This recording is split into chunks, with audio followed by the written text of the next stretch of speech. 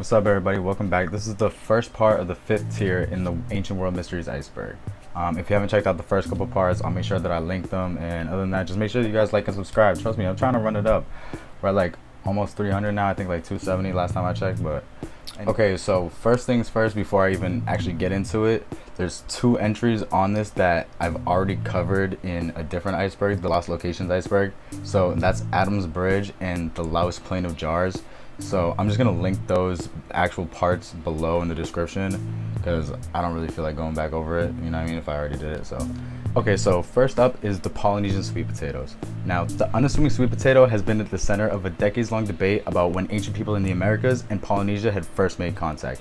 A study finds that the vegetable, which is native to South America, ended up beating people to the South Pacific Islands by at least 100,000 years. And when Captain James Cook arrived in Polynesia in the early 8th century, the vegetable basically had already been thriving in this area. And the explanation is that Polynesian voyagers that had set sail to South America ended up grabbing a bunch of these sweet potatoes and bringing them back on their return trip and kind of just spreading them around, which makes sense, honestly. And basically, archaeological and genetic data seems to support this whole fact, although some scientists ended up questioning like the evidence over the years. Now, the sweet potatoes seem to be a solid piece of evidence in support of pre-Columbian contact between Polynesians and South Americans until now. The latest study suggests that it's possible that sweet potato seeds crossed the Pacific Ocean without any help from humans at all. Previous research shows that the seeds will sprout even after exposure to salt water. And basically, birds routinely cross the Pacific Ocean and could have spread these seeds.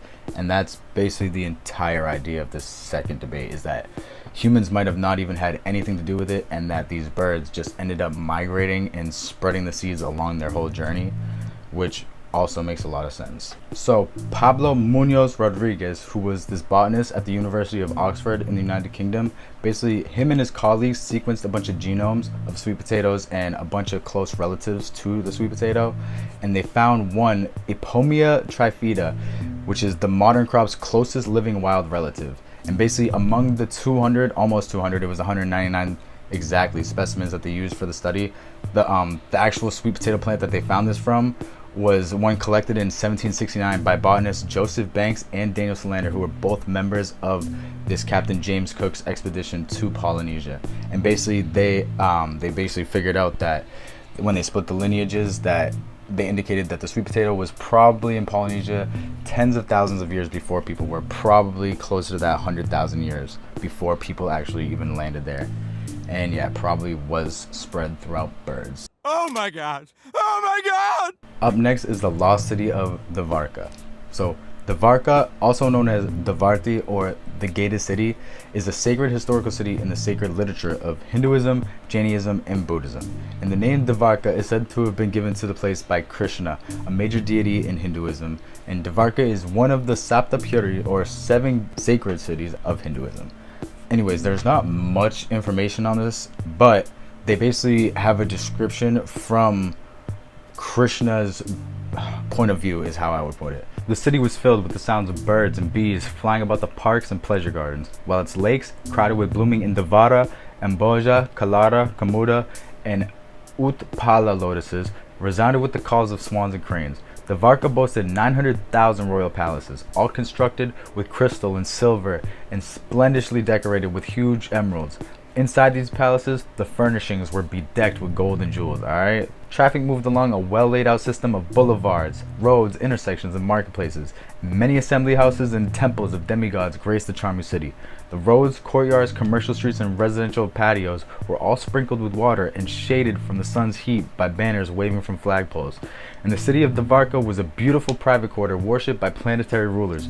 This district, where the demigod Vishvakarma had shown all his divine skill, was the residential area of Lord Hari Krishna, and thus it was gorgeously decorated by the 16,000 palaces of Lord Krishna's queens.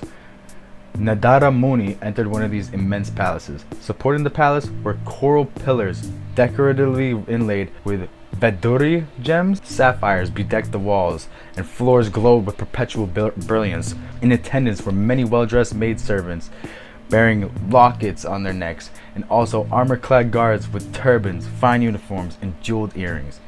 And basically that was Krishna's description it was actually in one of the 18 books, ancient historical texts of Hinduism.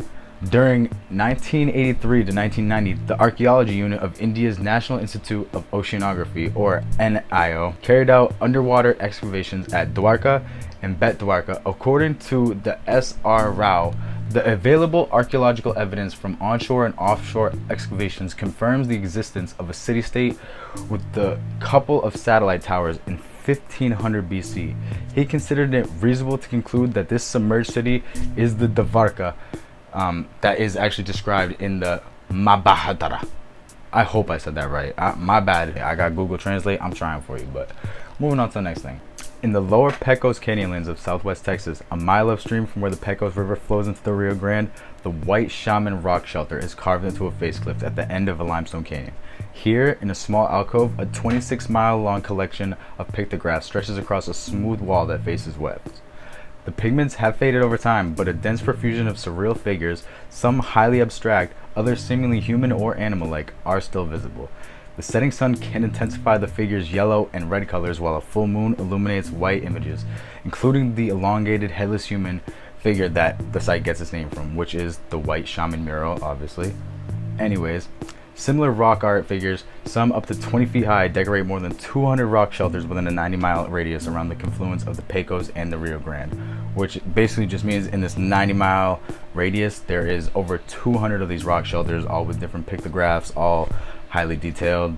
You know what I mean? Probably not as intense as the White Shaman mural, which is why this one is so famous, but they are spread all throughout that whole entire area. Hunter-gatherers who lived in the area from about 2500 BC to about 500 AD created these paintings, which belong to a tradition known today as the Pecos River style. These fantastical pictographs have long defied easy interpretation, and many archaeologists have resisted speculating about their meaning at all. Some believe they often bizarre images were made by shamans to recreate hallucinogenic visions they experienced while under the influence of stimulants. In recent years, Texas State University archaeologist Carolyn Boyd, a former professional artist, has proposed that they represent something much more complex. She has put forth the theory that the pictographs at White Shaman and perhaps other Pecos River style paintings record the beliefs of ancient peoples whose descendants still live in Mexico today. What's more, Boyd is convinced that using scientific and ethnographic methods, we can begin to understand these narratives. These are painted texts, says Boyd. I think we can read them just as the people who created them must have read them. So basically, she's thinking that these are to be interpreted, that it's more of like a language, almost like hieroglyphics, and they are actually saying something, they contain a message, and we just obviously don't understand it because now we speak in words, don't speak in pictures. Moving on to the next one, that was that. I think that one's super interesting. So okay, so up next was supposed to be the tunnels at Baiae, but I just did another video on them, to be honest. I'll give a quick breakdown. Basically, this is either, the tunnels at Baiae are either an ancient site that could be supposedly the river Styx or Hades, whatever you want, like the entrance to the underworld kind of thing, or in my mind, it is kind of just like a ginormous finesse. Now, to understand why, you're gonna have to watch the video, and you know what I mean, hopefully you understand that. But we're moving on to the next thing. Like I said, I think it's a huge finesse. Trust me, watch that. I'm gonna link that one down below too. But moving on to the next thing. Up next is Herto Man. So Herto Man refers to the about 160,000 to 154,000 year old human remains discovered in 1997 from the upper Herto member of basically this mountain range in Ethiopia. This discovery of Herto Man was especially significant at the time as it fell within a long gap in the fossil record between 300 and 100,000 years ago, and its description in 2003, it represented the oldest dated human sapiens remains at all, basically. So this is the furthest back that we had found at 2003. Does that make sense? Around 2003, this is the oldest back we had figured out that humans went, which was about 160,000 to 154,000 years old. In the original description of the paper, these 12, at minimum, individuals were described as falling just outside the umbrella of anatomically modern human. Thus, Herto Man was classified into a new subspecies as Homo idaltu. Basically, it's in between. It supposedly represents a transitional morph between the more archaic Homo rhodopsinus and Homo sapien, which is what we are now. So it basically linked those two, so it wasn't such a big gap in between them. and subsequent researchers have rejected this classification. The validity of such subspecies is difficult to justify because of the vague descriptions of species and subspecies. And when discussing a chronospecies as the exact end morphology and start morphology of the ancestor and descendant species are inherently unresolvable. Basically, it's a little too complicated to just break humans down into these subspecies, because then it just gets so confusing. I mean, it makes sense. Like, you don't want to start breaking them down in between different, like, generations, I guess. Herto Man produce many stone tools which can fit into the vaguely defined transitional Aquaman, the longest lasting cultural tradition, with both culturalistically Aquaman, which is made by archaic humans, and Middle Stone Age, which is made by modern humans tools. So basically they used both. So, which is kind of weird. Basically, it literally is just in between us and the archaic humans, basically. Or the three most complete skulls, one which is a 6 to 7 year old child, had man-made cut marks and other alterations, which could be evidence of mortuary practices, which just means that they had obviously like these rituals and stuff like we sort of do when people die, and we have like these funeral kind of things.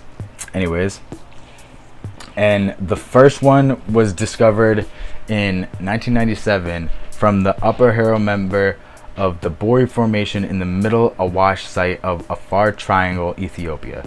And the materials that they found a bunch of stuff in this discovery. Alright, I'm going to just go through what they actually found. A nearly complete skull missing the left skull cap. They found skull fragments, a partial bone fragment, another partial bone fragment, a nearly complete skull of a 6 or 7 year old, and a right upper molar. Further excavation has yielded a total of 12 individuals. And basically this region of the world is famous for yielding a series of ancient human and hominin species stretching as far back as 6 million years. That's crazy. In 2003, using argon and argon dating, the upper Herto member was dated to 160 to 154,000 years ago, and the Herto Man, thus a major fossil find at the time. There, basically, it did solidify that it was the gap between the 300 and 100,000 years ago gap between humans. Does that make sense? I feel like I didn't make a lot of sense when reading that. Hopefully I did. But yeah, there's the Herto Man. Basically, up next are the hanging coffins in China. So hanging coffins in China are known in Mandarin as zhuangguan, and they are an ancient funeral custom of some ethnic minorities. The most famous hanging coffins are those which made by the Bo people, who are now extinct, and they basically came from Sichuan and Yunnan. And basically, coffins of various shapes were mostly carved from one whole piece of wood. Hanging coffins either lie on beams projecting outward from vertical faces such as mountains, are placed in caves in the face of cliffs, or sit on natural rock projections from mountain faces. The Bo people were one of the non-Han people native to the southern China prior to the Qin-Han conquest southward. The sparse descriptions of them in Chinese record describe them as being a prosperous farming culture who were also accomplished horsemen.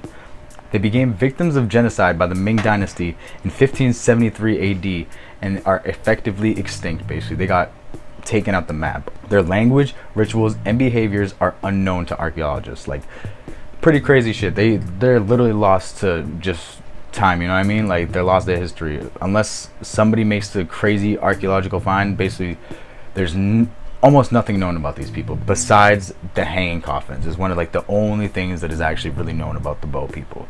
There is a possibility, however, that the Ku people of Quiberi of southern Yunnan are surviving descendants of some of the Bo. Some of the Ku people are also practicing hanging coffins.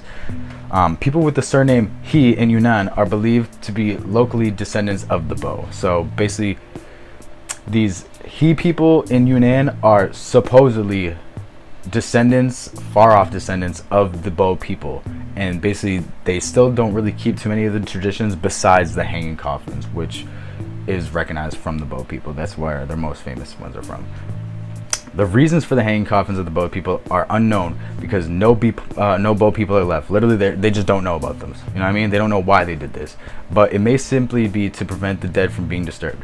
This is implied by Marco Polo's brief observation of the Bo rituals, saying that when deceased, they had their bodies put in a box and taken to the mountain to be put in caves or hung out where others could not reach.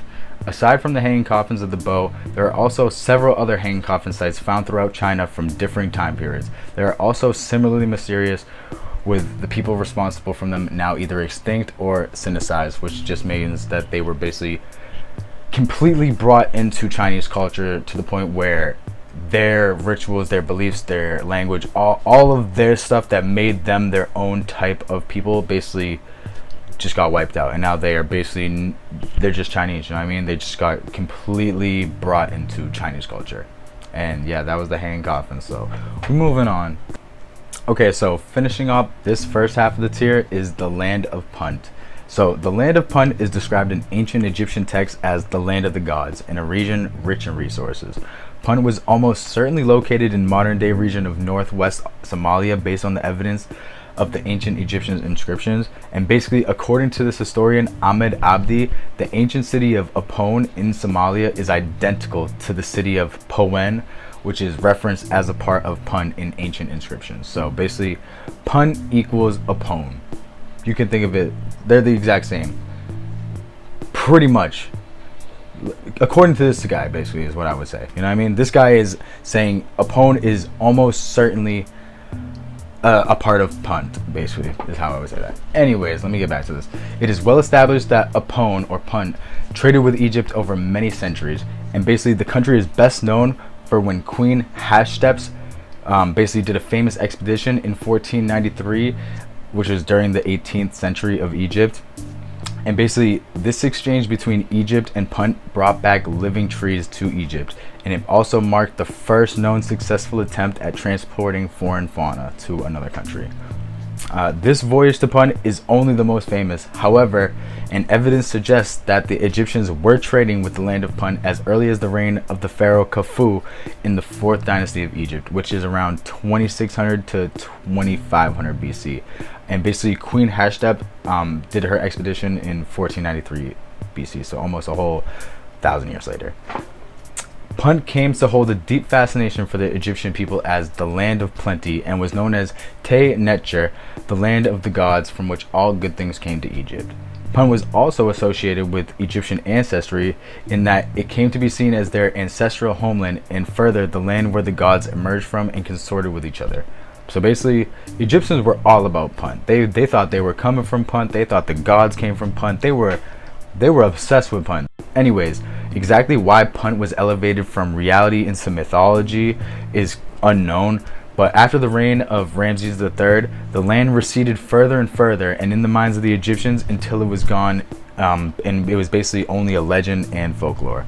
So basically, people don't know, probably just so much time had passed in between, and the stories just got passed down and got probably crazier and crazier to the point where people just stopped believing this, and it was just all, you know what I mean, legends, local legends, folklore, all that stuff. But anyways, that's the end of this first half of the tier. I should have the other one out, hopefully a few days, I don't know.